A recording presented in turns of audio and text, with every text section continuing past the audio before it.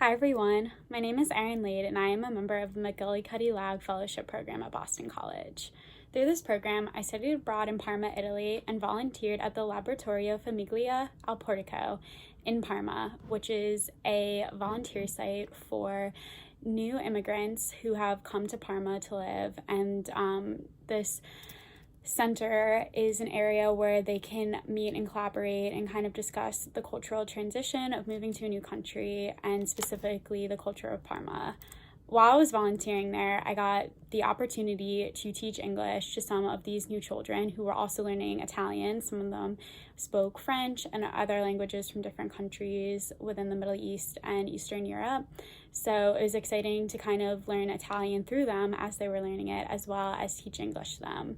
However, I was there during spring 2020, so I only got to spend a couple weeks working with these children. Despite that, I had a great experience in those short couple weeks, and I feel really lucky that the program was able to give me like a much deeper sense of integration into the community that is Parma, and see it from the perspective of other people who were just entering this community and learning how to integrate and assimilate into the new culture.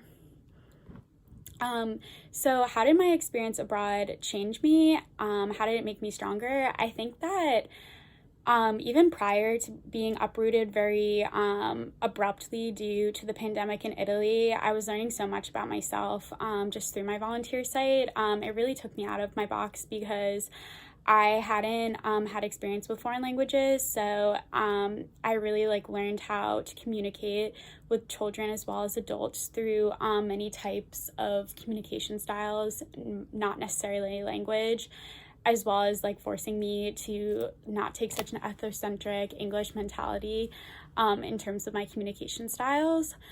So I think it made me a much better communicator and a lot more reflective on how people can express themselves in ways that aren't specifically language.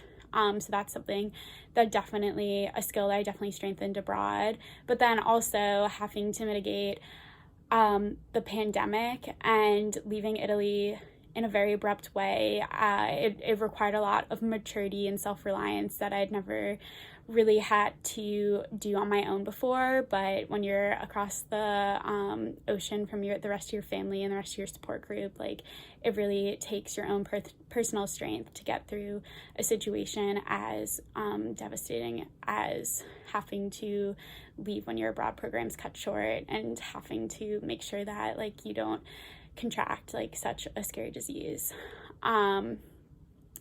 What would I tell a student who is still deciding whether they should go abroad? To answer this question, I think I had one of the craziest abroad experiences that you can imagine, being that my program got canceled so early due to the situation that was occurring in Italy this semester. So there was a lot of downsides to just how my experience was handled, just because my program, being so close to Milan, Italy, as Parma is, was the first, I think, of all of the European programs that BC canceled. So it was a confusing time, but despite this, I think that BC really made it an experience and really treated their students right, and helping them get home and providing them resources to make sure that they got home safely, as well as in a way that was financially sustainable to any student. So I would say if you're tentative, especially after the current situation,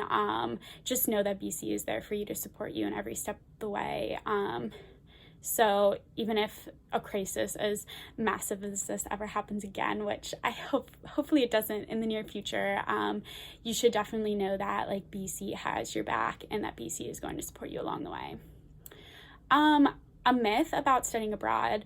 I think the biggest thing that surprised me is, despite being in the fellows program and contemplating a lot and having a lot of conversations about culture, you will experience a sense of culture shock once you go abroad. I really felt like I knew what Italy was going to be like, but you can't really know how to live in another country until you do it. And it's going to feel deeply uncomfortable when you first get there. There's going to be a lot of changes. There's going to be a lot of differences to the comfortable life that you've lived in America, especially in a place as nice as Chestnut Hill.